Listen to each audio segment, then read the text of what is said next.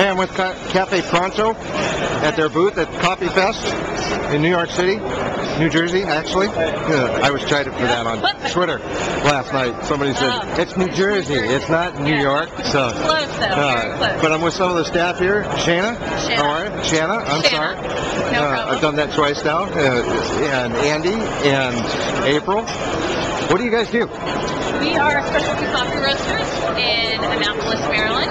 Cool. And Annapolis, we are Maryland. showcasing a few of our coffees and some of the brewing systems that we use Cool. in our cafe.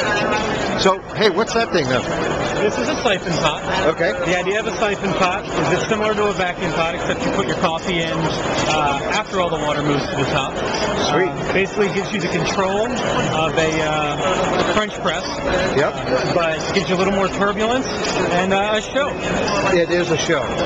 There's a coffee shop I go to occasionally in Portland, Oregon that does this. They get a lot more light from their system, from the flame. And I think, correct me if I'm wrong, I'm an old chef, I think that a high-end restaurant could completely add to the drama and theater. Absolutely. We actually have one of our wholesale accounts is a restaurant in Virginia. Sweet. And they do a tableside coffee service. Tableside? With our coffee and these siphons. It's Restaurant Eve in Old Town Alexandria. What was the name of it again? Restaurant Eve Okay. in Old Town Alexandria. Sweet. Yeah. So, describe what's happening. So basically, we've introduced our coffee here.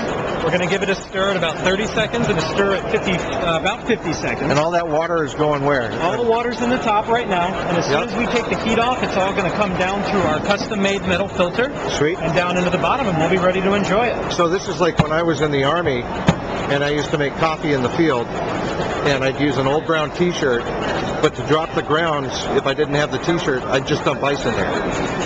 Same idea. Okay. Yeah, same idea, just slightly refined. Yes. And actually, the coffee that we're using is a direct trade Guatemala Soledad. Sweet. We actually visit the farm about once a year.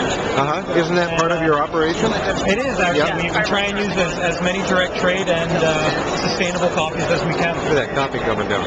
Sweet.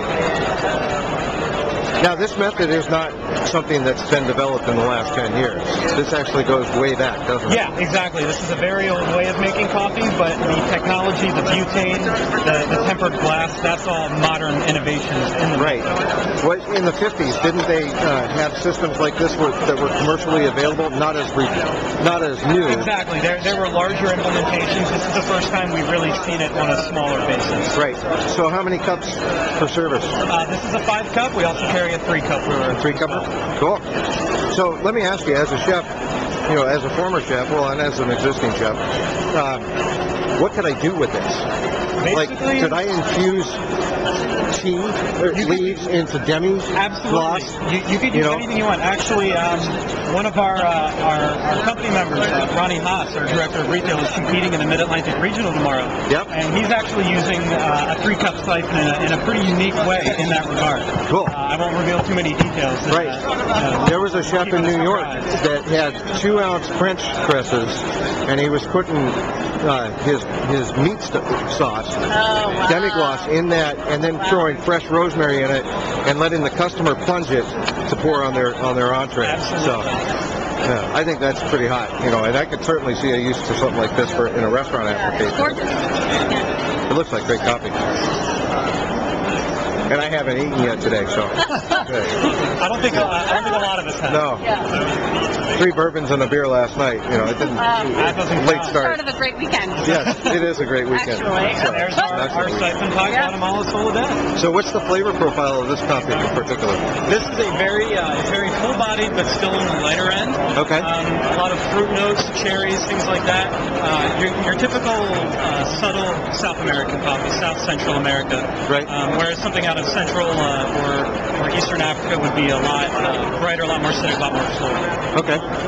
Are any of you guys competing this weekend? I am. We're not. Andy, our roaster, is competing in the latte art competition and Sweet. the soy blenders challenge. Sweet. And then Ronnie, as I mentioned before, is off practicing for our the Mid-Atlantic Regional. Right. And he's also doing the latte art. Okay. Cool. Well, hey, thanks very so much. much. You're very welcome. Thank you so much. And this is Caffe Pronto, and they're out of Maryland, right? Annapolis. All right. Cool. Thanks, guys.